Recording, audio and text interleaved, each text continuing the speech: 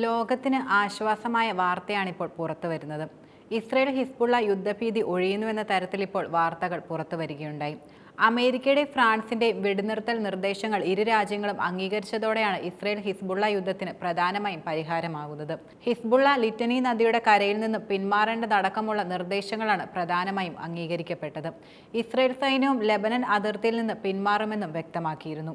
യുദ്ധം പ്രധാനമായും അവസാനിക്കുന്നത് വെടിനിർത്തൽ നിർദ്ദേശം നെതന്യാഹുവിന്റെ നേതൃത്വത്തിൽ ചേർന്ന ഇസ്രയേൽ സുരക്ഷാ മന്ത്രിസഭ അംഗീകരിച്ചതോടെയാണ്. നേരത്തെ തന്നെ ഹിസ്ബുള്ള വെടിനിർത്തൽ നിർദ്ദേശം അംഗീകരിക്കുകയുണ്ടായി. അമേരിക്കൻ പ്രസിഡന്റ് ജോ ബൈഡൻ തന്നെ ഇക്കാര്യം അറിയിക്കാനായി ലോകത്തെ അഭിസംബോധന ചെയ്യുകയും ചെയ്തിരുന്നു.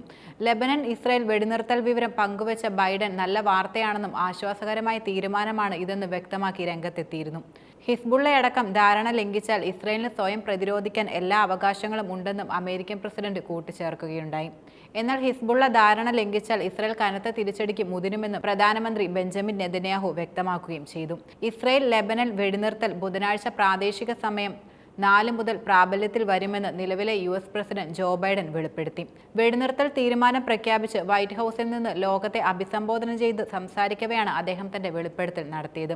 ബൈഡന്റെ പ്രഖ്യാപനത്തിന് പിന്നാലെ ലെബനന്റെ തലസ്ഥാനമായ ബെയ്റൂട്ടിലെ ലക്ഷ്യമിട്ട് ഇസ്രയേൽ നടത്തിയ ആക്രമണത്തിൽ 24 പേരാണ് കൊല്ലപ്പെട്ടത്. ബെയ്റൂട്ടിന്റെ തെക്കൻ മേഖലയിലുള്ള ആളുകളോട് ഒഴിഞ്ഞു പോകാൻ ഇസ്രയേൽ ആവശ്യപ്പെടുകയും ചെയ്തിട്ടുണ്ട്.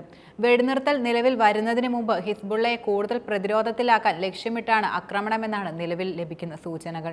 വെടിനിർത്തൽ തീരുമാനം സന്തോഷകരമായ വാർത്തയാണെന്ന് ബൈഡൻ വെളിപ്പെടുത്തിയിരുന്നു. ഗാസയിലെ സംഘർഷം അവസാനിപ്പിക്കാനും ഈ തീരുമാനം പ്രേരണയാകുമെന്ന പ്രത്യാശ പ്രകടിപ്പിച്ചു. മേഖലയിലെ സംഘർഷത്തിന് ശാശ്വത വിരാമമെന്ന നിലയിലാണ് വെടിനിർത്തലെന്നും കരാർ ലംഘിച്ചാൽ സ്വയരക്ഷയായി കരുതി ശക്തമായി തിരിച്ചടിക്കാൻ ഇസ്രയേലിന് അവകാശമുണ്ടെന്ന് ബൈഡൻ തുറന്നു പറയുകയുണ്ടായി. ഇസ്രയേൽ ലെബനൻ വെടിനിർത്തൽ യാഥാർത്ഥ്യമാകുന്നതോടെ ഗാസയിലും വെടിനിർത്തലിന് തന്റെ സർക്കാർ ശ്രമം ആരംഭിക്കുമെന്നും ബൈഡൻ തുറന്നു പറഞ്ഞു.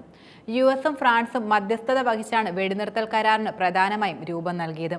വെടിനിർത്തൽ ധാരണ ലെബനന്റെ കെയർടേക്കർ പ്രധാനമന്ത്രി നജീബ് മികാട്ടി സ്വാഗതം ചെയ്ത് വെടിനിർത്തൽ തീരുമാനം ലെബനിലെയും വടക്കൻ ഇസ്രയേലിലെയും സാധാരണക്കാർക്ക് ആശ്വാസം നൽകുമെന്നും ബ്രിട്ടീഷ് പ്രധാനമന്ത്രി പറയുകയുണ്ടായി.